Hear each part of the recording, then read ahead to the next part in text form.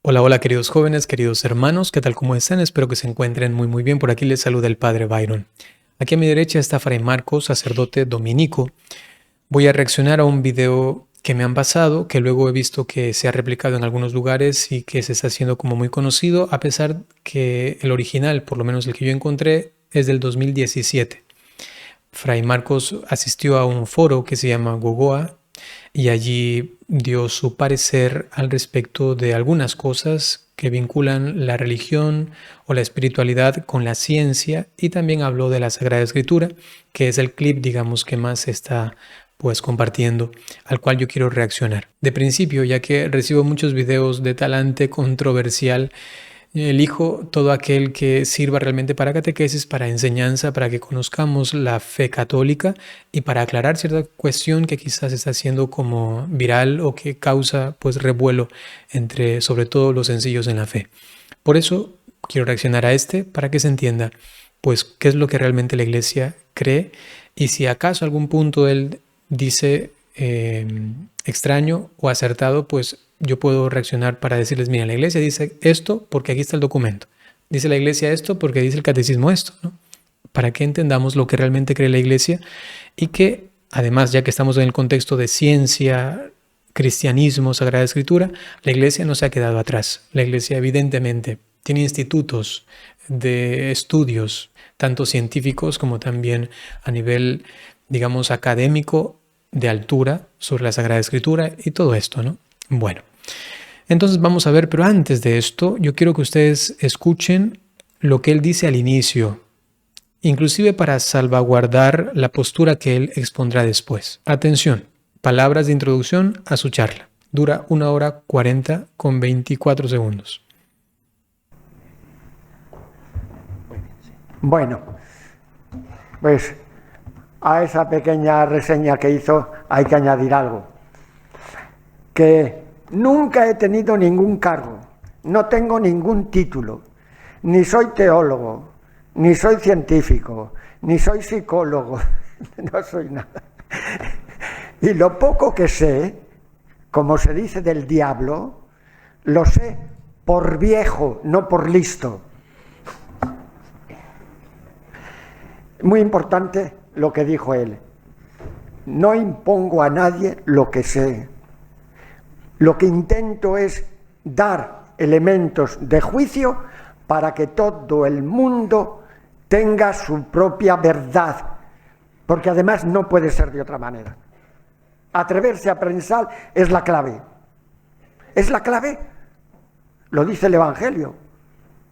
La verdad os hará libres. Es la clave de la libertad, es la clave del bienestar, es la clave de la armonía, aunque estés equivocado. Pero estás en tu verdad. Lo que hay que hacer es intentar, si estás equivocado, salir con la ayuda de los demás. Esa es la clave.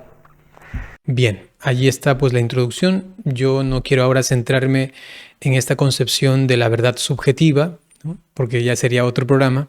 Quiero centrarme en la Sagrada Escritura. Sin embargo, ustedes se dan cuenta que allí también falta un poquito de claridad. En cuanto al principio, él menciona que no es teólogo y que no quiere imponer, ¿no?, su pensamiento. Esto es bueno porque, digamos, la cátedra desde donde está dirigiendo ahora sus palabras es sencillamente un pensamiento o los pensamientos que tengo y que ojalá a alguien le sirva. Pero hay que decir que si se presenta como sacerdote y si es que va a hablar de la Sagrada Escritura, uno espera que hable como representante de la Iglesia, ¿no? Como representante de la Iglesia. Y luego esto pues se difunde por allí, por allá, y hay comentarios de personas diciendo eso, así. La Iglesia tiene que ya dejar sus posturas antiguas, anticuadas, anticientíficas y ponerse al día sobre lo que es la Sagrada Escritura realmente. Y comienzan pues a afianzarse, lamentablemente, en errores anti o contra católicos, en el sentido de que no pertenecen o que van en contra de la doctrina católica, católicos mismos, ¿no? O sea, los católicos se posicionan y dicen, ahora sí ya entiendo qué es realmente la palabra de Dios, la Sagrada Escritura, qué es la Biblia y qué no es. Y sigo campante ahora con esa concepción. Es un error tremendo porque se lleva a algo que no piensa la Iglesia. Todo fiel cristiano tiene el derecho de saber qué es lo que realmente enseña la iglesia.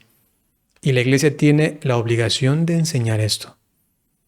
Me cuesta un poquito pues hacer esta distinción, pero quiero hacerla a favor del sacerdote, del padre dominico, hacer esta ruptura entre su ministerio sacerdotal y, por otro lado, pues lo que él piensa personalmente. No debería ser así, no debería. Si es que ya las dos cosas están combinadas y él como ministro también piensa esto otro, que él interiormente pues ha profundizado personalmente, pues ahí hay un problema grave, ¿no? Yo no soy quien luego para determinar cómo se procede aquí. Su diócesis y todo esto, pues tienen que tenerlo en cuenta, el obispo evidentemente, porque es una cuestión que no es tanto contra él como persona, que tiene derecho a pensar y todo lo que él ha dicho, excelente, pero en cuanto a lo que dice delante de los fieles, a eso me refiero. Bueno, veamos ahora este fragmento que habla sobre la Sagrada Escritura. Déjenme buscarlo rápidamente. Ya aquí lo encontré. Ahora vamos a ver este fragmento todo y luego voy a reaccionarlo. Bueno, este tema es muy importante también. La Biblia. Palabra de Dios. Recordar todo lo que hemos dicho. Pues se ha creído que los que escribieron la Biblia recibían directamente de Dios lo que tenían que escribir. Eran puros amanuenses. El Espíritu Santo les iba soplando lo que decían.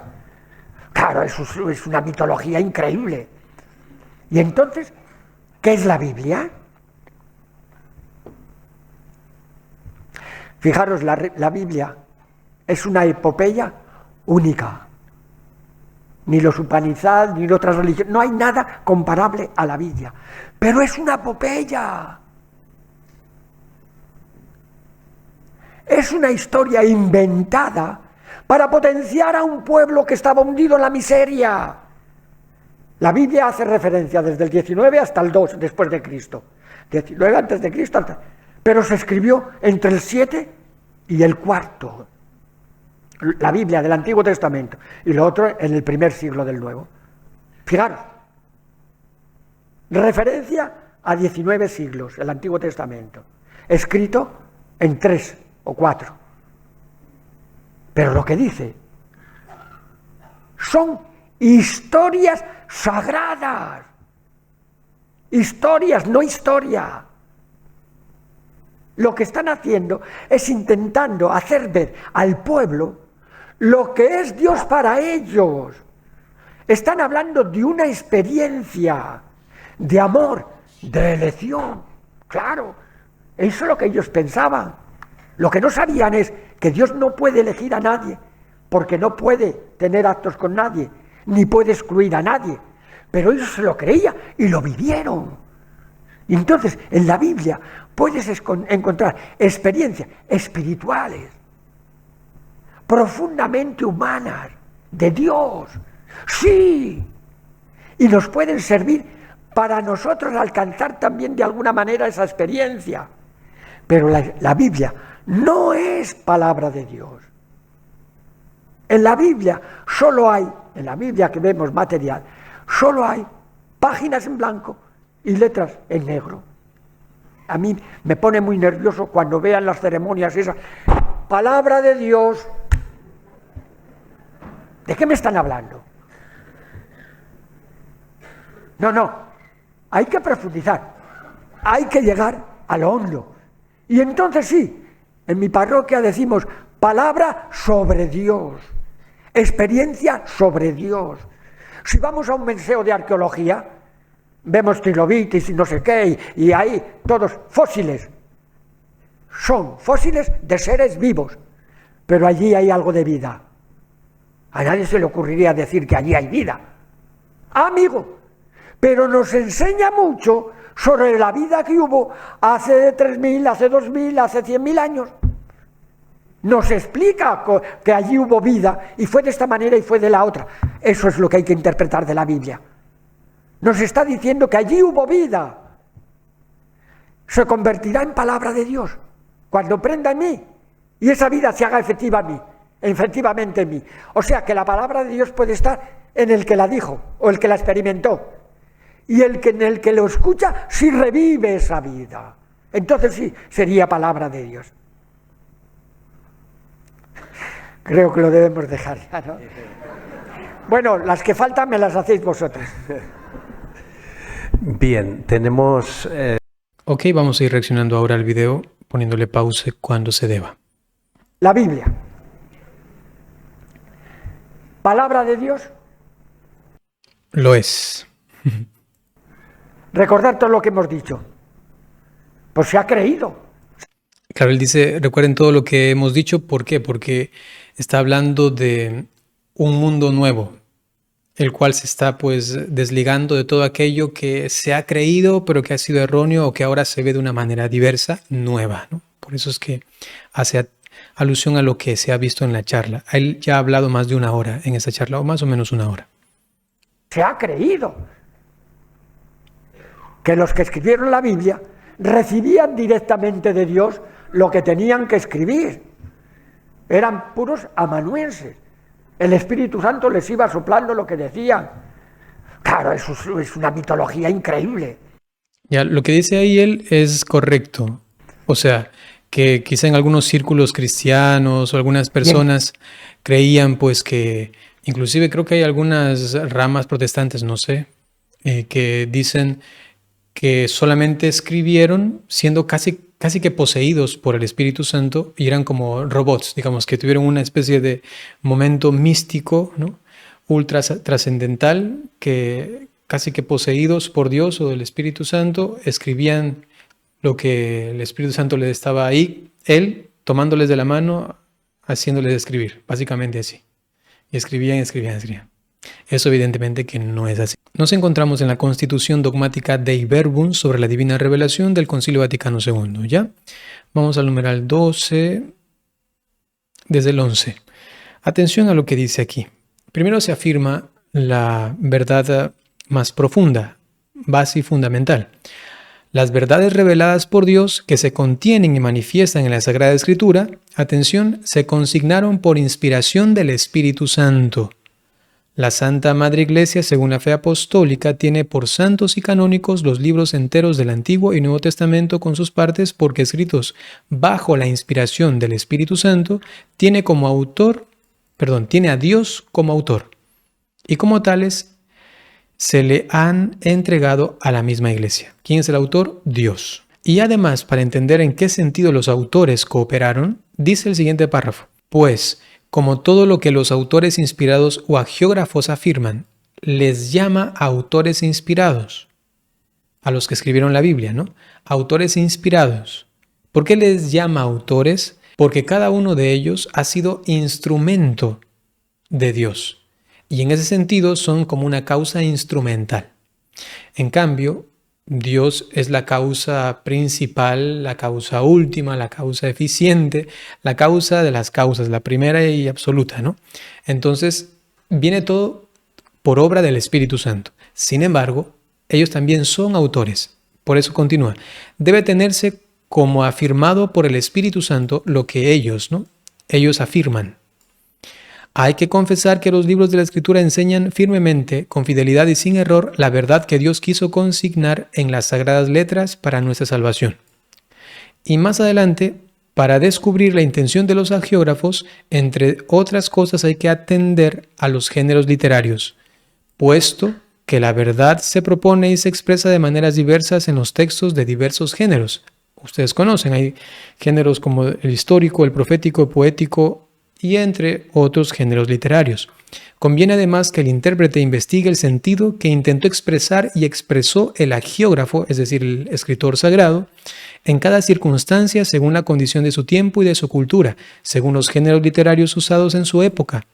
Hay todo un contexto, es decir, que pone de sí, también inspirado por el Espíritu Santo, lo que le es propio de su inteligencia, de el contexto vital en el que se encontraba, a la comunidad que se dirigía, todo esto, ¿sí? Inclusive su teología, su manera de entender la revelación de Jesucristo, ¿no? Pues para entender rectamente lo que el autor sagrado quiso afirmar en sus escritos, aquí se refiere a los agiógrafos, es decir, los autores inspirados, quiso afirmar en sus escritos, hay que atender cuidadosamente tanto a las formas nativas usadas de pensar, de hablar o de narrar vigentes en los tiempos del agiógrafo, como a las que en aquella época solían usarse en el trato mutuo de los hombres. Si alguien quiere profundizar el tema, por favor, leer el documento completo, Dei Verbum, ¿no?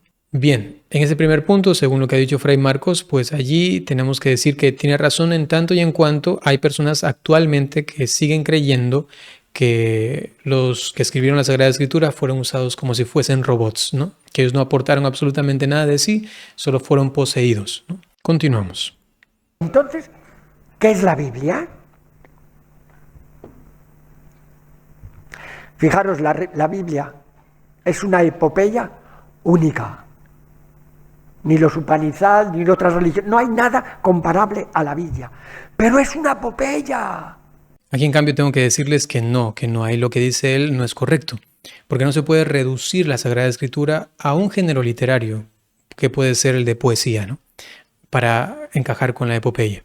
No, porque también hay textos históricos, proféticos, apocalípticos, y si toda la Sagrada Escritura fuese una epopeya, entraríamos en graves conflictos, y ya todo sería mítico, todo sería absolutamente simbólico, exagerado también inclusive. Bueno, entraríamos en un conflicto tremendo. Hasta la misma persona de Jesucristo sería solamente un poema bonito que alguien se inventó. Hay que tener cuidado con esto, ¿no? Es una historia inventada para potenciar a un pueblo que estaba hundido en la miseria. Ya ahí nos damos cuenta y ahí está mal, ¿no? O sea, no se puede decir que solamente es una historia inventada en género poético con talante, pues, de ánimo, de esperanza para un pueblo que se encontraba triste, ¿no? No va por allí, evidentemente, que no es... Creo que no tengo que explicar mucho. Ya leíamos justamente el texto de Dei Verbum y hablaba de diferentes géneros literarios. Evidentemente, el de Jesucristo, sobre todo, es algo histórico. Lo que ocurrió con Abraham y lo que ocurrió con Moisés, todo esto que ha hecho la base fundamental de la interpretación, en el caso del Antiguo Testamento, para los judíos y luego para nosotros. Por ello, esta frase dicha así, pues es incorrecta. No es el pensamiento de la Iglesia y tampoco es el pensamiento de los grandes estudiosos críticos, inclusive de la Sagrada Escritura, que también entienden que hay diversos géneros literarios, ¿no? Pero bueno, allí quizá solo la forma de expresarse confundió su pensamiento y dijo algo que fue exagerado. Yo creo que él también entiende que hay géneros históricos, ¿no? O sea, me parece muy extraño que no. Quizás solamente por el momento, pues lo dijo desacertadamente. La Biblia hace referencia desde el 19 hasta el 2 después de Cristo. 19 antes de Cristo, pero se escribió entre el 7 y el 4. Bueno, ahí en cuestiones de la datación yo no me voy a meter mucho ya que no soy un experto y además pues lo que sí sé es que siempre hay aproximaciones, ¿no? Eso no es muy importante, digamos, en el contexto de este video. La Biblia del Antiguo Testamento y lo otro en el primer siglo del Nuevo. Fijaros, referencia a 19 siglos, el Antiguo Testamento, escrito en 3 o 4. Pero bueno, claro, afirmar solo 3, 4 tampoco es correcto, porque si solamente vamos a Isaías y luego hasta el último apóstol son ya 7 siglos, ¿no? Entonces ahí también como que falta un poco más. Bueno, pero eso no es muy importante. Lo que dice son historias sagradas. Historias, no historia. Lo que están haciendo es intentando hacer ver al pueblo lo que es Dios para ellos. Están hablando de una experiencia de amor, de elección. Claro, eso es lo que ellos pensaban. Lo que no sabían es que Dios no puede elegir a nadie, porque no puede tener actos con nadie, ni puede excluir a nadie. Pero ellos se lo creían y lo vivieron. O aquí dice un par de cosas muy problemáticas, ¿no? Y que son realmente errores, ¿no? Lo primero es decir que solamente fue un escrito así inventado desde su religiosidad para que la gente se motive. Y bueno, tengan un mensaje esperanzador. Esto no. Esto falsificaría todo el Antiguo Testamento. Todo judío levantaría aquí su voz diciendo qué le pasa, ¿no? Porque ¿cómo va a decir que no ocurrió o que no hay un fondo histórico con Abraham, Isaac, Jacob, Moisés, ¿no? Solo por mencionar a los más relevantes, ¿no? Evidentemente que hay allí hechos históricos, ¿no? Y negar esto es muy grave, por un lado. Por otro lado, decir que Dios no elige a nadie, que no, porque claro, el Antiguo Testamento tiene muy marcado el sentido de la elección divina. Dios eligió a un pueblo, ¿sí? Y esto lo puede hacer el Señor, pero por supuesto. Y también inclusive el magisterio de la iglesia lo enseña. ¿Qué dice el magisterio sobre esto? Que Dios ha elegido un primer pueblo judío con el cual pues ha desarrollado su etapa primera de revelación hasta llegar el culmen en Jesucristo, y así se extiende luego el mensaje de la revelación completa en Él, en Cristo, ¿no? Les leo rápidamente lo que dice el magisterio. Estamos en el capítulo 4 de la Dei Verbum, el Antiguo Testamento.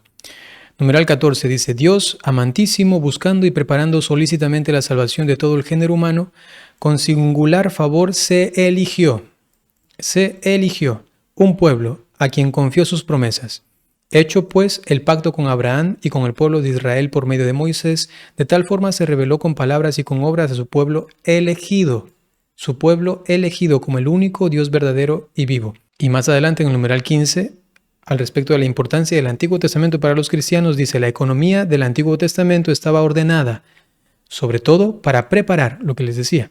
Ya se estaba revelando el Señor en el Antiguo, pero estaba todo apuntando a la revelación completa en Cristo, para preparar, anunciar proféticamente y significar con diversas figuras la venida de Cristo, nuestro Redentor universal, y la del reino mesiánico. Y en cuanto a la unidad entre ambos, el Antiguo y Nuevo Testamento, numeral 16 dice: Dios, pues inspirador y autor de ambos testamentos, dispuso las cosas tan sabiamente que el Nuevo Testamento está latente en el Antiguo y el Antiguo está patente en el Nuevo. Porque aunque Cristo fundó el Nuevo Testamento en su sangre, no obstante los libros del Antiguo Testamento recibidos íntegramente en la proclamación evangélica adquieren y manifiestan su plena significación en el Nuevo Testamento, ilustrándolo y explicándolo al mismo tiempo. El punto por el cual hemos hablado de esto es que el magisterio sí afirma que Dios puede elegir, evidentemente. Luego esto no sé hasta qué medida este padre lo concibe como una cuestión quizá que él piensa de que Dios no elige a un pueblo específico para revelarse, sino que quizás se ha revelado en todos los pueblos y en todas las religiones, que eso también es algo contrario a la doctrina. Segundo, puede ser el pensamiento absolutamente contrario, y es que piense que Dios en cambio no elige a nadie. O sea, como él ha dicho, como que no elige a nadie, y es como pensaba un poco Aristóteles, allá Dios en sus cosas, Dios solamente puede pensar en sí mismo porque la única cosa perfecta es Él mismo, digamos así, y solamente puede pensar en cosas perfectísimas, y como solo Él es el perfectísimo, solo piensa en sí mismo y no en nosotros. Quizá alguien puede llegar a esta conclusión, no sé si el padre piensa esto, pero luego como que da a entender esto, ¿no? Y es problemático también basarse en sus palabras así tomadas literalmente. Probablemente él lo explica de otra manera o se hace mejor entender, pero aquí esto es erróneo, ¿no? Y entonces en la Biblia puedes encontrar experiencias espirituales, profundamente humanas, de Dios. Sí. Eso sí, ahí con él yo digo también sí. Por ejemplo, vemos la experiencia de la Santísima Virgen María, ¿no? Bueno, de esto pues no hay mucho que decir, está claro y lo afirmamos también, ¿no? Eso lo dice también el magisterio, digo. Sí. Y nos pueden servir para nosotros alcanzar también de alguna manera esa experiencia. Pero la Biblia no es palabra de Dios. Claro, esa es la frase más fuerte y contundente que dice en todo el video, ¿no? La Biblia no es palabra de Dios.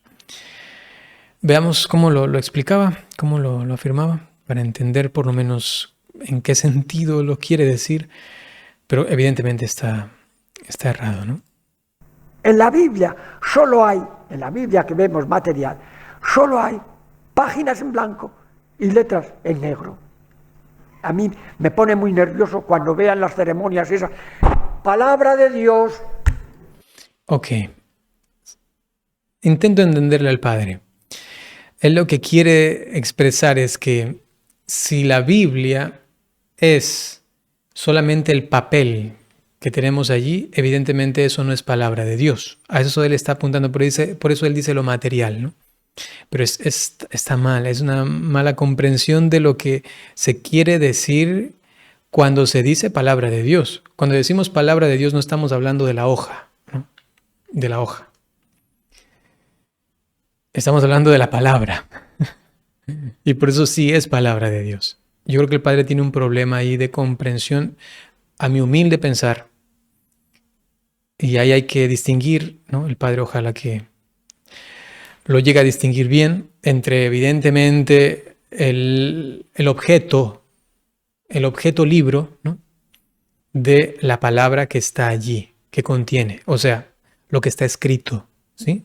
Pero escrito, sí, lo que está escrito. Si me refiero con palabra de Dios a las hojas, evidentemente que no, pero es que la Iglesia no se refiere a eso cuando dice palabra de Dios. Si acaso el Padre, en cambio, dice, o en su concepción está, que no es palabra de Dios ni siquiera lo que está escrito, sino que es el mensaje, como me recuerdo que decía, el mensaje que llega y me transforma, ahí recién es palabra de Dios. Si lo piensa literalmente así, es una herejía, ¿no? Eso es mal, está mal, está mal, está mal. Pero quizá el Padre, por ese conflicto que tiene o esa impotencia de querer expresar, ¿no? Lo que él piensa al respecto de lo físico y material solamente, material me refiero a la materia con la que está construida o está elaborada, fabricada la Biblia, las hojas y el papel y todo esto.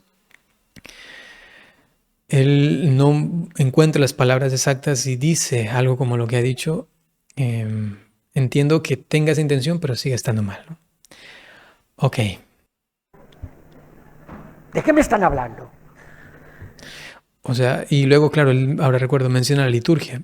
Y ahí se mete más en una cuestión errónea, ¿no? Cuando la iglesia dice, cuando la iglesia proclama en la liturgia palabra de Dios, se está refiriendo a la palabra de Dios que está ahí. No se está refiriendo a lo material, a lo físico me refiero, ¿no?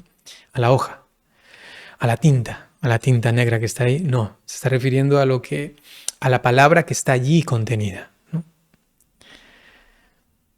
Sí, no creo que hay mucho más que expresar, y si el Padre acaso no cree tampoco en esto, sino que más bien piensa lo que va a decir ahora, según recuerdo, que solamente es palabra de Dios cuando a mí me interpela, allí hay un error tremendo, porque aunque no me interpele y la escuche 10,000 veces y a mí no me haga nada porque mi corazón está cerrado, sigue siendo palabra de Dios. Es como la parábola de la semilla, la del sembrador, ¿no? No. Hay que profundizar. Hay que llegar a lo hondo. Y allí me parece que le falta un poquito más de humildad, en verdad. Se lo digo también con mucha humildad. Padre, le falta un poquito más de humildad, porque si usted comienza diciendo que es su reflexión, su pensamiento, y no quiere imponer a nadie, y luego hay que profundizar porque aquí de esa manera tan categórica, tan exhortativa, casi que impositiva, no concuerda con lo del inicio, ¿no? Allí, si insisto en esto, la humildad pienso que es muy importante. Si acaso uno tiene una concepción y que ha llegado hasta este punto intelectual y verbal de expresarlo, ¿no? Listo. Y yo luego digo, si acaso alguien puede expresarlo mejor, porque yo no soy teólogo, no soy como él ha dicho, ¿no? Que me ayude, ¿no? Pero si uno se encierra y dice, este esquema de pensamiento es el que hay que profundizar y este es el que quiero exhortarles a que lo reflexionen y a que haga, tranquilo, ¿no? No, así no se hace en ningún sistema de pensamiento, mucho menos dentro de lo que es doctrinal, ¿no? Y entonces sí, en mi parroquia decimos palabra sobre Dios, experiencia sobre Dios. Claro, es un error, ahí ya es un error tremendo, ¿no? Ya todo va conduciendo a que él piensa que todo es una experiencia religiosa que solamente me sirve en tanto y en cuanto la leo con corazón abierto y en cuanto me dejo interpelar por ella, entonces ahí es cuando Dios comienza a actuar y a hablar en mí. No, no. Porque estamos negando entonces la inspiración divina de los autores, estamos negando lo que ha sido consignado en los libros sagrados, estamos negando que es un canon bíblico, estamos negando que es palabra de Dios transmitida de manera escrita. Es decir, estamos mutilando y negando de cierta manera la revelación, ¿no? Eso es complicado. Si vamos a un museo de arqueología, vemos trilobites y no sé qué, y ahí todos fósiles. Son fósiles de seres vivos, pero allí hay algo de vida. A nadie se le ocurriría decir que allí hay vida. Amigo, pero nos enseña mucho sobre la vida que hubo hace 3.000, hace 2.000, hace 100.000 años. Nos explica que allí hubo vida y fue de esta manera y fue de la otra. Eso es lo que hay que interpretar de la Biblia. Nos está diciendo que allí hubo vida. Se convertirá en palabra de Dios. Claro, está diciendo, ahí hubo vida, ya no hay vida. Y solamente habrá vida si es que tú la recibes y te dejas interpelar por ella. Y no. La palabra de Dios es viva y eficaz, independientemente de si yo me dispongo o no a recibirla, ¿no? Ahí, lo que está escrito, eso es palabra de Dios y está Dios hablando allí. Uno tiene que ir allá a leer para escuchar, o escucharla si no puede leer de alguien que le comunique, ¿no? Bueno, creo que eso está claro para cualquier católico, digamos así, católico básico, o sea, que tiene lo suficiente, lo básico para llamarse católico, entendiendo también qué significa la Sagrada Escritura en lo básico, ¿no? Cuando prenda en mí y esa vida se haga efectivamente en mí. O sea que la palabra de Dios puede estar en el que la dijo o el que la experimentó. Y en el que lo escucha, sí revive esa vida. Si hay un problema ahí de comprensión de lo escrito. Él dice, hay palabra de Dios en cuanto el que escuchó esa palabra y fue transformado por ella, luego él escribe, ahí no hay necesariamente palabra de Dios, ¿no? Y luego hay palabra de Dios en cuanto el que lee eso y se deja otra vez interpelar por aquello que le pasó al otro. Pero ahí estamos reduciendo todo a experiencias religiosas. Y ahí se acabó lo que realmente es la palabra de Dios, el concepto de palabra de Dios. Estamos hablando de experiencia de la palabra en mí, que comparto esa experiencia de la palabra en mí a ti para que tú tengas una experiencia de la palabra en ti. Y no, así no. Es la palabra de Dios que me toca. El protagonista aquí es la palabra de Dios, no el experimentador, el que experimenta, ¿no? Es la palabra de Dios que actúa, es la palabra de Dios que se deja por escrito, es la palabra de Dios que está escrita y es la palabra de Dios que te interpela en cuanto te acercas a ella. Y sí, luego lo que él ha dicho, que puede actuar interiormente, evidentemente, si uno está dispuesto y te va transformando, sí. Pero aquí ya no, el foco principal es la experiencia humana, no. Es la palabra de Dios que se revela, que se manifiesta y que está viva y es eficaz. Miren, que cambiando la perspectiva se entiende bien, se entiende católicamente, pero desde la forma como él lo mira,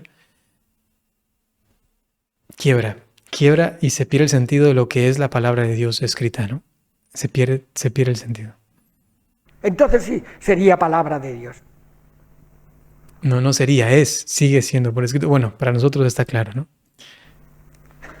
Creo que lo debemos dejar ya, ¿no? Bueno, las que faltan me las hacéis vosotros. Bien, queridos hermanos, sencillamente eso quería compartir con ustedes. Ustedes saben que en este tiempo, pues que nos encontramos, hay voces a veces por aquí y por acá, y es importante tener siempre la claridad de a qué voz recurrir o a qué voz escuchar, ¿no? Que es la del magisterio auténtico y decir, bueno, eso está aquí, lo tenemos claro. Luego si viene alguien con alguna teoría, con alguna cuestión un poco rara, extraña, nos quedamos con lo seguro y, bueno, si acaso tengo la paciencia y también la capacidad teológica e intelectual, no sé, de profundizar en alguna teoría, pues bueno, quizá lo voy a hacer, pero si es que no, pues no tengo necesidad de escuchar, yo me centro en lo que me enseña la Iglesia para permanecer en la seguridad de la fe, ¿no? Eso, queridos hermanos, permítanme darles la bendición. El Señor esté con ustedes. Les bendiga el Señor Dios Todopoderoso por intercesión de la Santísima Virgen María, San José y todos los ángeles y santos, en el nombre del Padre y del Hijo y del Espíritu Santo. Alabado sea Jesucristo, por siempre sea alabado. Hasta pronto.